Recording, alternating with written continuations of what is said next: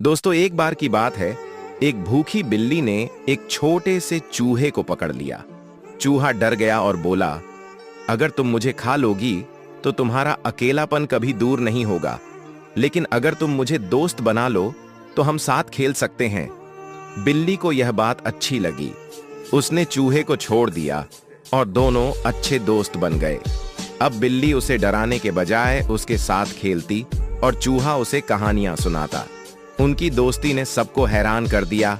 सीख: सच्ची दोस्ती दुश्मनी को भी मिटा सकती है। इस समझदार बिल्ली के लिए एक सब्सक्राइब तो बनता है।